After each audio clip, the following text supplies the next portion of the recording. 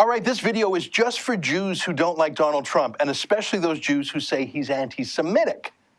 I mean, I hear it a lot, not just from the fringe media, like the Philadelphia Daily News, where this picture's from, but from the Washington Post, the New York Times, the New York Daily News, everywhere in the mainstream media. They say Trump is a Nazi, a racist, an anti-Semite. So is it true? Like I say, this is a special video just for Jews, especially American liberal Jews. So can everyone else please go watch something that's probably more up your alley? I don't know. What's the least Jewy thing on TV? Duck Dynasty, probably? Okay, thanks. All right, look, my fellow Hebrews, I know you love the Democrats because most of the time being Jewish to you doesn't really have anything to do with the Jewish religion. I mean, at least not since your bar mitzvah. In North America, to most Jews, most of the time, it means just liking Jewish stuff.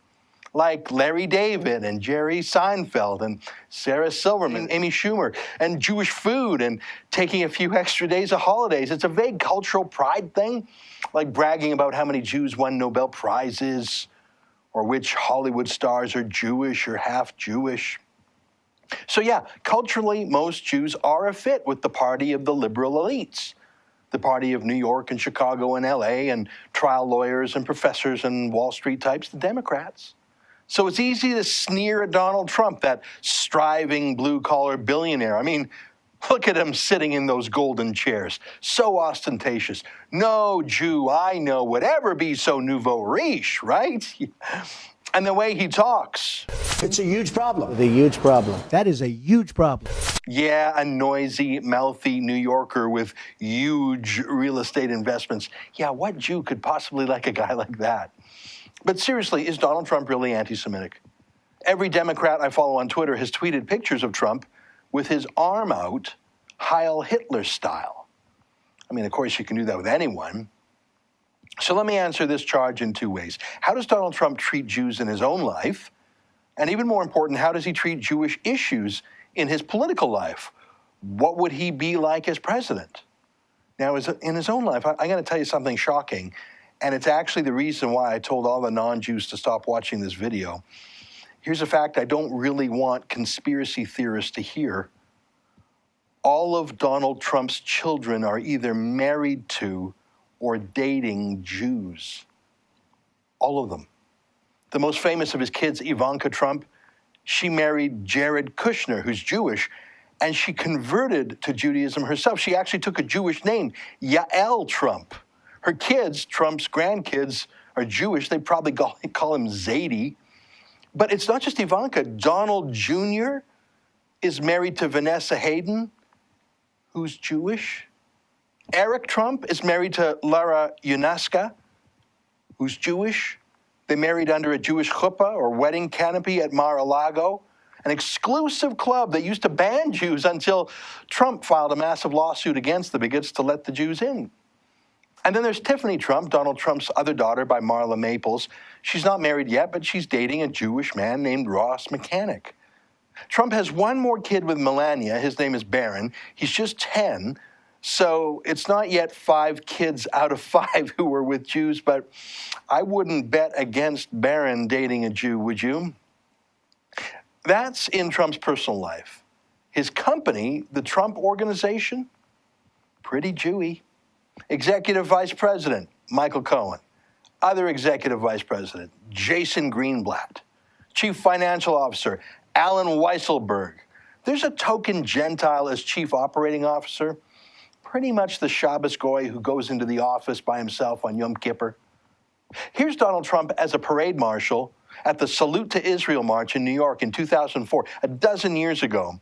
He's been pro-Israel and pro-Jewish long before this campaign. And his campaign? Jewish. Stephen Miller, the firebrand speechwriter and spin doctor who also gives the warm-up speeches at the crowd for Trump's rallies? Jewish. I saw this, Michael Aboud, communications coordinator. Sounds Muslim, right? No, Sephardi Jew. Steve Mnuchin, finance chair. Jewish, of course. So everywhere Trump goes, he's pretty much outnumbered by Jews. His own family, his staff, his circle of friends. I wonder if he ever feels like he needs a break from us. But still, I don't know. Maybe he is a secret anti-Semite. I mean, Hillary Clinton says he's racist, and she wouldn't lie about that, would she? Well, here's the thing. It is possible to pose for pictures with Jews and have Jews marry into your family and to speak at Jewish rallies and take Jewish donations and still be awful when it comes to policies about Jews in Israel and the threat of Muslim terrorism. I mean, Hillary Clinton and Barack Obama, they have plenty of Jewish friends, even though they have been the most hostile administration towards Israel in history. I mean, they lit the fire of the Arab Spring. They gave Iran permission to build nukes. So what about Trump's public policy positions? Well, in June, Trump gave the most amazing policy speech I've ever heard by a politician of any party outside of Israel, where he speaks so plainly and honestly about radical Islam and its war on Western values. I'm sure you have not seen it because the media prefers to report on and debate the nuances of Trump's goofier tweets all day. But let me play for you 2 clips from that speech. You really owe it to yourself to watch the whole thing. Here's the first clip. We cannot continue to allow thousands upon thousands of people to pour into our country, many of whom have the same thought process as this savage killer. Many of the principles of radical Islam are incompatible with Western values and institutions.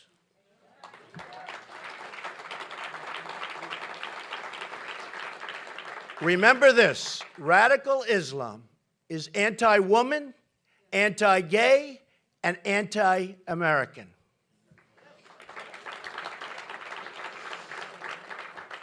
I refuse to allow America to become a place where gay people, Christian people, Jewish people are targets of persecution and intimidation by radical Islamic preachers of hate and violence.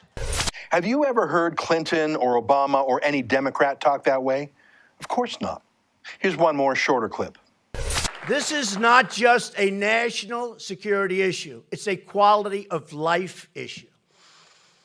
If we want to protect the quality of life for all Americans, women and children, gay and straight, Jews and Christians, and all people, then we need to tell the truth about radical Islam, and we need to do it now. That's Trump. Brilliant speech. And it's not just something he started saying lately during the campaign. Speaking of tweets, here's a tweet Trump wrote about 5 years ago. The White House should stop publicly pressuring Israel on Iran. Iran's nuclear program is the threat, not Israel's right to self-defense. That's great. Here's another from 2011. He said, why is the UN planning to attack Israel's sovereignty and ignore Iran's nuclear program?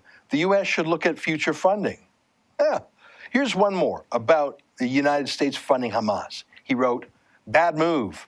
Barack Obama released $147 million in aid to the Palestinians. That money is going to Hamas. That's Donald Trump. There has never been a more pro-Israel candidate for president ever. So what about Hillary, though? I mean, she's certainly done the Jewish fundraising circuit in America. She says all the right things at AIPAC conferences, but when she's in the Middle East, well, let's put it this way. She follows the money, which obviously starts with the most anti-Semitic, anti-Christian, anti-woman dictatorship in the world, Saudi Arabia. Hillary loves the Saudis, and they love her. They gave her foundation $25 million, just as a gift. And that's just from the kingdom of Saudi Arabia. Other Saudi sheiks donated to her personally, as did Muslim dictatorships like Kuwait, Qatar, Oman, the United Arab Emirates. Millions of dollars, private gifts to her personal foundation while she was Secretary of State. That's why she kept her email secret, so no one could see the quid pro quo, what was said to the Saudis in return for the money. Clinton's most intimate assistant, Huma Abedin, born in the U.S. but raised in Saudi Arabia, is from a family of Islamic extremists. Huma worked with the Muslim World League, an organization funded by the Saudi government that was used by Osama bin Laden to finance his operations. And even after 9/11, Huma was still working for the extremist Journal of Muslim Minority Affairs with her sister, her brother, and her mother. The Muslim extremism is the family business, and now she's Hillary Clinton's top aide. But Clinton has always been close to Muslim extremists. Even before she set up a foundation to make money off it, here she is more than 15 years ago, hugging Suha Arafat, then the wife of Yasser Arafat, moments after Suha Arafat had accused Jews of using poison gas on Palestinian babies. Clinton kissed her after she said that. But you don't need to go back 15 or 20 years. Just look at what Clinton did during her term as Secretary of State. She pushed ahead with the nuclear deal for Iran. She supported Mohammed Morsi of the terrorist Muslim Brotherhood in his takeover of Egypt. And she stood by him as he started to bring in Sharia law in Egypt. And Clinton objected when the Egyptian army helped topple Morsi and restore order. Clinton and Obama were the architects for the extremely hasty total withdrawal and abandonment of Iraq against Pentagon advice. It happened so quickly, it created the void filled by the Islamic State terrorists. Clinton loved to topple steady, stable regimes, especially those that were the most benign towards the West, Egypt and Libya's Muammar Gaddafi. Even though Gaddafi had renounced weapons of mass destruction, paid billions in reparations to the UK for terrorism, and said he wanted to be an ally, Clinton took him out. We came, we saw, he died. Did it have anything to do? Yeah, she helped topple Gaddafi, and she stood by as Islamic radicals took over the country. Stood by as Muslim terrorists murdered 4 U.S. citizens, including the ambassador, blaming it on a YouTube video.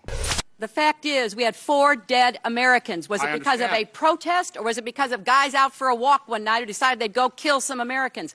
What difference at this point does it make? Clinton knew it was Muslim terrorists, but she was part of the lie to cover it up to protect Obama's re-election chances. Clinton never says the words Islamic terrorism. She just can't say them. She says the opposite, though, after every Islamic terrorist attack. Here she is. She says, let's be clear, Islam is not our adversary. Muslims are peaceful and tolerant people and have nothing whatsoever to do with terrorism. Really? She wrote that just days after Muslim terrorists killed more than 100 people in Paris. Clinton says Angela Merkel, the German chancellor, who's let in 2 million Muslim men in the past year, she says Merkel is her role model. She says she'd increase the number of Muslim migrants to the United States by 500%. Do you doubt it? So, yeah, Jews, I think it's time to grow up a bit. If being Jewish to you is just about bagels and remembering the Holocaust, then vote for whoever. If you hate the Republicans because your family always voted Democrat and you think Trump is a bit much, vote for whoever. But if you actually mean what you say, that the rise of Muslim anti-Semitism and terrorism and threats to the Jewish people and threats to Israel are important to you, then give your head a shake. Hillary Clinton is the most anti-Israel candidate in history who has taken tens of millions of dollars from Muslim dictators, who has a Saudi radical as her most intimate advisor, and who promises to bring in countless Muslim migrants to the heart of America. And then there's the guy with 8 Jewish grandchildren, Jewish advisors, a pro-Israel foreign policy, and a national security immigration policy. Pretty easy choice, I think. For the Rebel.media, I'm Ezra Levant. Thanks for watching. Click here to never miss a Rebel update. Want even more of the Rebel? Well, click here to become a premium member.